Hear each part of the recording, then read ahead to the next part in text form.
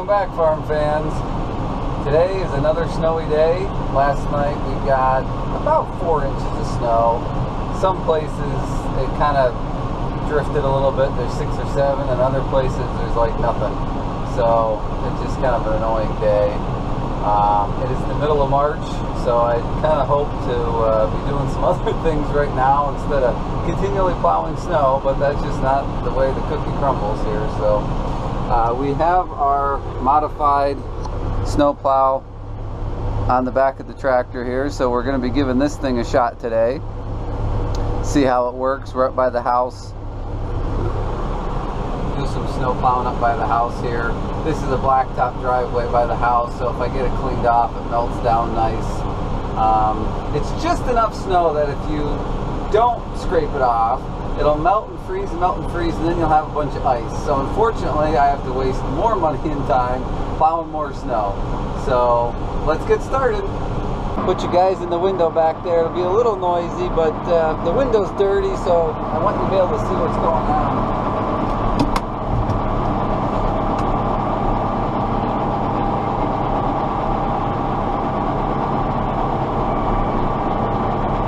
Gotta get my adjustments right here.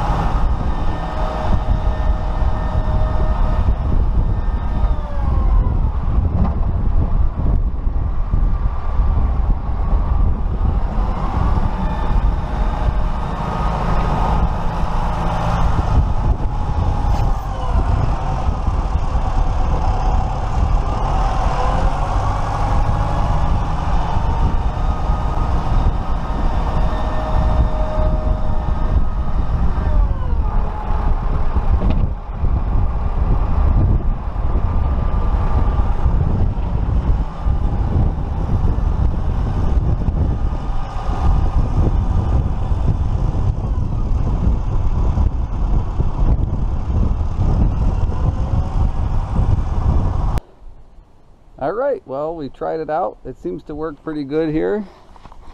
I could probably tighten the chain up a little bit. I mean, we want it to sag, the plow to be able to sag a little bit, so it's, you know, if you go over a knoll, the plow's blade's got to be able to drop. So I could probably tighten up that chain maybe a link or so. But as I said, you know, the idea here, this bracket has to be able to pivot. Otherwise, it does not allow the blade to go up and down. Let's see if I can do this. So here's my arm, right?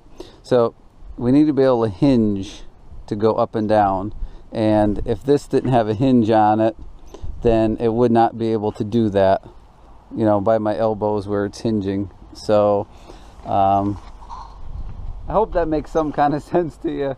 It's kind of hard to explain, but I just, you know, if somebody wanted to kind of build something, it's basically go on Craigslist and find a cheap plow or something, and you can weld some pins and different things to it and have yourself either a spare plow, backup plow, whatever, pretty cheap. Obviously, you can see it's not the fastest thing in the world. Now, I could have gone a little bit faster with it, but, you know, for the video, I was going a little bit slower. But the skid steer is still faster. There's no doubt about that. But again, I did this, so if I need to head down the road 4 or 5 miles to do something, I can take the tractor that goes a lot faster than the skid steer does to do any snow plowing that way. So overall, I'd say it was a pretty good success. I mean, we'll see how it holds up. I may need to tweak it a little bit here and there.